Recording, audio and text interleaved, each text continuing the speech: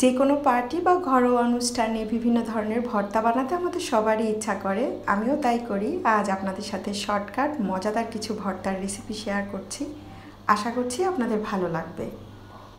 প্রথমে একই সাথে আমি দু রকমের ভর্তার প্রস্তুতি নিচ্ছি। এখন করে দেখাবো শুটকির একটা ভর্তা। এখানে কিছু চিংড়ি শুটকিকে আমি 1 ঘন্টা ভিজিয়ে রেখেছিলাম। ভালো করে ধুয়ে এগুলোকে অল্প তেলে হালকা একটু টেলে নিচ্ছি, যাতে করে এগুলোর কাঁচা যে গন্ধ সেটা চলে যায়। 10 মিনিট শুটকি ভাজার পর এর মধ্যে স্বাদ অনুযায়ী শুকনো মরিচ দিয়েছি, সেগুলোকে একটু টেলে সমপরিমাণ দিয়েছি পেঁয়াজ আর 2 টেবিল চামচের মতো রসুন কুচি।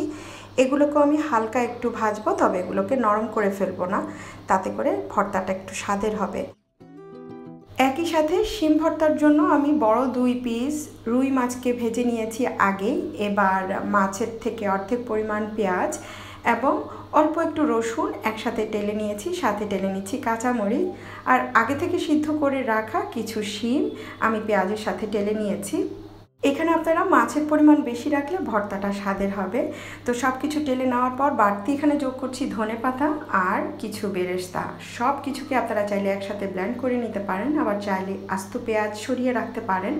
সব কিছুকে ব্লেন্ড করার পর একদম শেষের দিকে এসে আপনারা যেই পেঁয়াজটা আছে সেগুলোকে হালকা ব্লেন্ড করে নিতে পারেন। এবার আগে যে শুটকিগুলো টেলে রেখেছি সেগুলোর ভর্তা করব, তবে এখান থেকেও আমি কিছুটা পেঁয়াজ সরিয়ে রেখেছি। আসলে কিছুটা পেঁয়াজ যদি একদম শেষের দিকে হালকা আধা বাটা করে দিয়ে ভর্তা খেতে ভালো লাগে, এই যা। তো শুরুতে সব কিছুকে আমি ব্লেন্ড করেছি, এরপরে ওই যে পেঁয়াজগুলো সরিয়ে রেখেছি সেগুলো দিয়ে হালকা একটু ব্লেন্ড করে এটাকেও আমি রেডি করে নিয়েছি। খুব বেশি ঝাল যারা খায় তাদের জন্য কিছু মরিচ আগেই সরিয়ে রেখেছি। পরে যেটা করছি, কিছু ভর্তার সাথে বাড়তি মরিচ মিলিয়ে আমি ঝাল কিছু ভর্তা বানিয়ে নিয়েছি। আর এদিক থেকে আমি ঘিয়ে ভাজা কিছু আলু ভর্তাও করেছি। যারা চাকরিজীবী বা ব্যস্ত মা তাদের জন্য আজকের এই দুটো ভর্তার রেসিপি আমি শেয়ার করেছি। একদম ঝটপট করে যে কেউ অল্প সময়ের মধ্যে এই ভর্তাগুলো বানাতে পারবেন। শীতের কয়েক রকম সবজি দিয়ে এখন একটা মজার ভর্তা করে দেখাবো, যেটা গরম ভাতের সাথে খেতে ছোট বড় সবাই খুব পছন্দ করবে। তার জন্য এখানে আমি নিয়েছি কয়েকটা শিম, টমেটো আর একটা বেগুন। এটাকে কতটুকু বাড়িয়ে কমিয়ে দিবেন এটা আসলে যার যার পছন্দের ব্যাপার, তবে আমি বেগুনটা সবসময় একটু বেশি দিয়ে থাকি। এখন অনেকেই হয়তো বলবেন সব সবজি একসাথে এনে বা কিনে ভর্তা করা তো ঝামেলা, তো সেই ক্ষেত্রে আমি বলবো আপনার বাসায় বেগুন টমেটো থাকলে সেটা দিয়েও এই ভর্তা করতে পারবেন। আবার যদি শিম আর টমেটো দিয়ে করতে চান সেটাও করবেন, তবে সব কিছু দিয়ে একসাথে যদি এই ভর্তাটা করেন সেটা সবচেয়ে বেশি মজার হয়।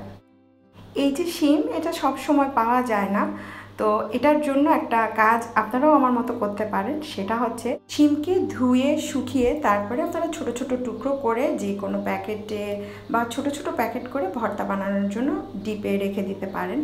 তবে শিমের স্বাদ বা ঘ্রাণ ভালো রাখার জন্য আমি যেটা করি, এই যে ছোট ছোট টুকরো এগুলোকে খুব অল্প লবণ দিয়ে আধা সিদ্ধ করে নিই বা ভাপ দিয়ে নিই। এতে করে শিমের যে আষ্টে গন্ধ সেটা আর হয় না। এরপরে আপনারা ছোট ছোট প্যাকেট করে এগুলোকে ডিপে রেখে দিতে পারবেন। আপনাদের যখন মন চাবে তখনই ছোট একটা প্যাকেট বের করে এটা দিয়ে ভর্তা বানিয়ে নিতে পারবেন। বেগুন তাড়াতাড়ি সিদ্ধ হওয়ার জন্য কাঁটা চামচ দিয়ে এর মধ্যে কিছু হোল করে দিয়েছি। আমি এগুলোকে এয়ার ফ্রায়ারে দিয়ে দিব, তবে আপনারা চাইলে এগুলোকে তাওয়ায় টেলে নিতে পারেন। আর যে বেগুন, এটাকে চুলায় পুড়িয়েও নিতে পারেন। আসলে একটু পোড়া পোড়া হলে ভর্তাটা মজা লাগে, এই যা।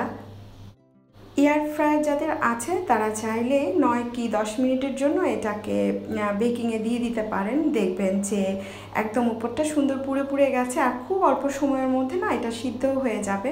তো সেই ক্ষেত্রে আমাদের কাজটা কিন্তু মানে অল্প সময় হয়ে যায়, এই আর কি।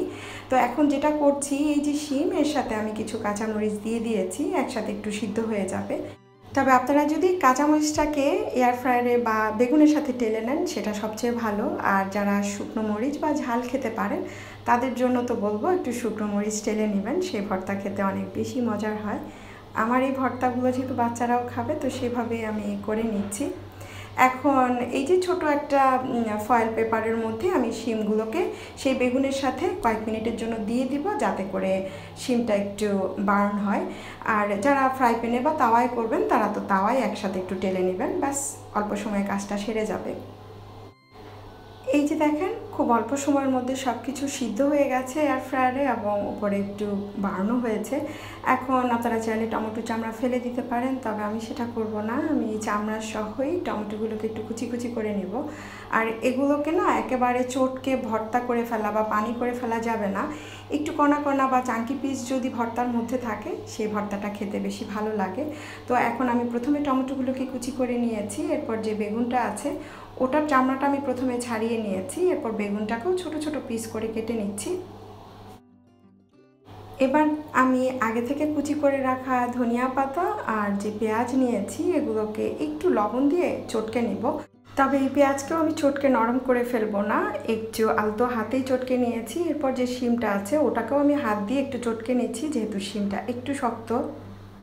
ইউরোপ আমেরিকায় দেখা যায় যে পাতলা টাইপের যে শিমগুলো আছে ওগুলোই আমরা বেশি পাই, তো সেগুলো দিয়ে আমি ভর্তা বানাই। তবে ছোটোকালে আম্মু যখন বাংলাদেশের বড় বড় বিচি সহ শিমগুলো পুড়তো বা ওগুলো দিয়ে ভর্তা বানাতো, তখন না শিমের বিচির খুব সুন্দর একটা ঘ্রাণ বেরোতো, আর ওই ভর্তাটা খেতেও না খুব মজা লাগতো। তবে আলহামদুলিল্লাহ এখানে যে এতটুকু পাই এটার জন্যই সত্যি শুকরিয়া করতে হয়। তো ব্যাস আমি বাড়তি যে সবজিগুলো আগে থেকে কেটেছিলাম ওগুলো এখন একসাথে করে সব কিছুকে একসাথে মেখে নিচ্ছি। তবে এর সাথে স্বাদ অনুযায়ী লবণ দিব, আর স্পেশাল যেটা দিব সেটা হচ্ছে সরিষার তেল। এটা আপনারা আপনাদের পছন্দ বা স্বাদ অনুযায়ী বাড়িয়ে বা কমিয়ে দিবেন। এবার সব কিছুকে সুন্দর করে একটু মেখে নেওয়ার পালা। এই ভর্তার ডালা শুকনা মরিচ যদি মিলাতে পারেন এই ভর্তার স্বাদ দ্বিগুণ হয়ে যায়, তো সেটা তো আর আমি করিনি, তবে বারবার বলে দিচ্ছি। আর আরেকটা জিনিস হচ্ছে কচি সরিষার পাতা, সেটা কুচি করেও আপনারা এই ভর্তায় দিতে পারেন, সেটা খেতেও অসম্ভব মজা লাগে। পাটায় না বেটে ঝটপট যাতে আপনারাও বানাতে পারেন সেই ভর্তার রেসিপি আজ শেয়ার করেছি। আজকের মতো বিদায় নিয়ে নিচ্ছি। আল্লাহ আপনাদের সবাইকে হেফাজতে রাখুন। আসসালামু আলাইকুম।